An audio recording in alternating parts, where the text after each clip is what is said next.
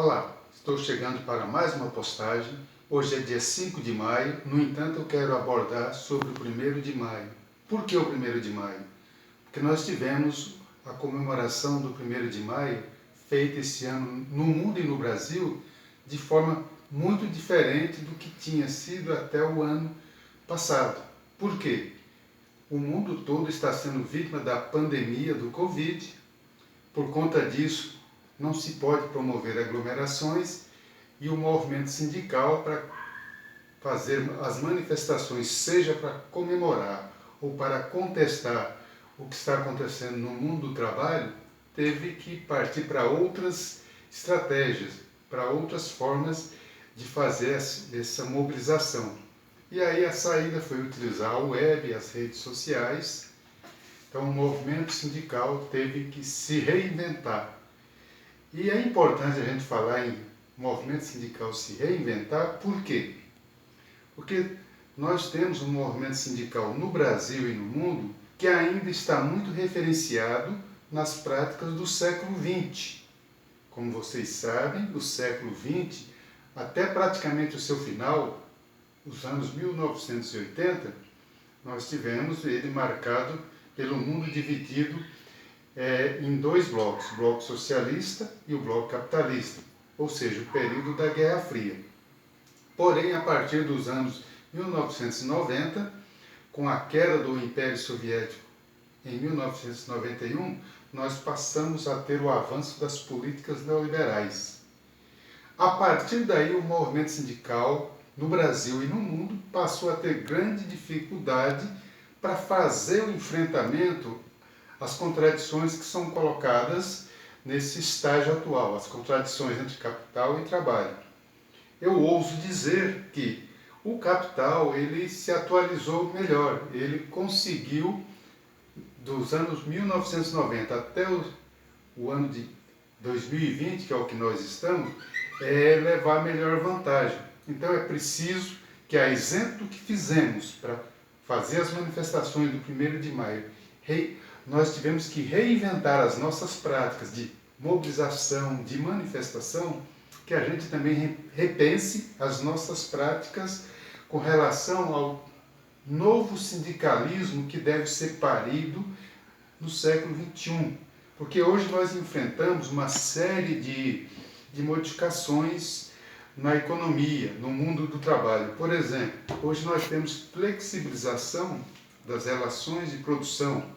Então nós temos, por exemplo, trabalho intermitente, que é aquele que o trabalhador vai trabalhar, por exemplo, um determinado número de horas, mas assim que a empresa fica sem movimento, ele paralisa, fica ali aguardando.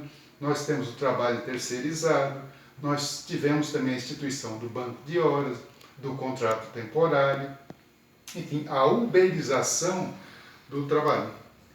Isso coloca novos desafios. Então, o movimento sindical precisa fazer profunda reflexão sobre como ele terá que se comportar. Esse é o grande desafio das lideranças dos trabalhadores no Brasil e no mundo. Então, agora que nós estamos vivendo a pandemia do Covid, que ela está forçando o mundo inteiro a repensar, nós estamos assistindo hoje que tudo tem que ser feito da forma diferente do que fizemos até hoje. E depois do Covid, o normal que nós vamos ter não vai ser mais como é o normal que nós temos hoje. Portanto, fica aí desde já a minha preocupação. Eu sugiro que a gente tem que fazer mesmo uma grande reflexão, uma grande discussão, incluir as universidades, incluir aí a sociedade de maneira geral, os trabalhadores, as centrais sindicais, para que a gente consiga construir um movimento sindical que seja capaz de dar respostas para os desafios que estão colocados. O mundo pós-Covid-19 não será o mesmo. Então essa é a reflexão que eu quero estar aqui passando para você. E lembrando que hoje nós tivemos no Brasil praticamente a cifra de 8.000 pessoas mortas. 7.921 pessoas, 600 pessoas foram contabilizadas mortas por conta do Covid nas últimas 24 horas. Então, vamos aproveitar esse momento que nós estamos em casa, que nós não estamos podendo, quer dizer, estamos em casa sim, alguns setores ainda continuam trabalhando, mas é o momento da gente repensar o nosso tipo de sindicalismo, a forma como o Brasil está se inserindo na ordem econômica mundial. Nós temos um governo aí que diplomaticamente tem promovido de uma certa forma o isolamento brasileiro. Nós criamos problema com a China, nós se aliamos com Israel e provocamos alguma relação um pouco complicada com o mundo árabe. A nossa aproximação muito grande, um alinhamento automático com os Estados Unidos não tem sido boa. Para analisarmos melhor isso, basta ver, por exemplo, como nós se posicionamos com relação à Organização Mundial da Saúde. Nós e os Estados Unidos fomos os únicos países que praticamente não participamos da política de financiamento de pesquisa de vacinas, um erro histórico.